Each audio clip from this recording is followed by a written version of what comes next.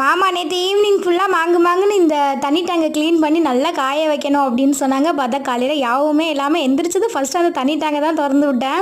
மாமா பார்த்து விட்டு சரித்தா விடுங்கத்தா அப்படின்னு சொல்லிட்டு போயிட்டாங்க. அத்தை காலையிலேயே மாவாட்டிகிட்டு இருந்தாங்க. நம்ம அப்படியே எந்திரிச்சு லைட்டாக ஃப்ரெஷ் ஆகிட்டு டீ போடலாம் அப்படின்னு பாலை ஊற்றி சிம்மில் போட்டேன்.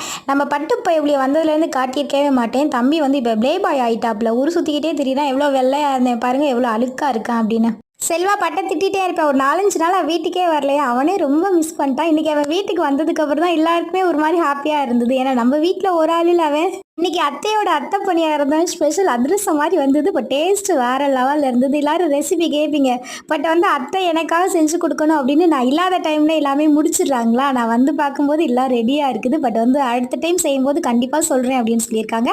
அப்போ நான் அதோட ரெசிபி உங்களுக்கு ஷேர் பண்ணுறேன். முந்தா நேற்று ஊருக்கு போகும்போது எல்லா ட்ரெஸ்ஸையும் ஒன்றா எடுத்து போட்டுட்டேன். இப்போ எது துவைச்சது எது துவைக்காதுன்னு ஒன்றும் தெரியல. சரி, எல்லாத்தையும் ஊற வச்சு துவைப்போம். நம்ம வீட்டில் பணியாரம் மட்டும் பத்தாது, சாப்பாடும் வேணும் அப்படின்னு மாமா சொல்லுவாங்க. அதனால் ஒன் சைடு சாப்பாடு வச்சாச்சு. இன்றைக்கி நம்ம ஃபேமிலியில் சுஸ்மிதா, சக்தி, கவின் அவங்களுக்கு இனிய பிறந்தநாள் நல்வாழ்த்துக்கள். எல்லாரும் ஹாப்பியாக இருங்க. Bye bye.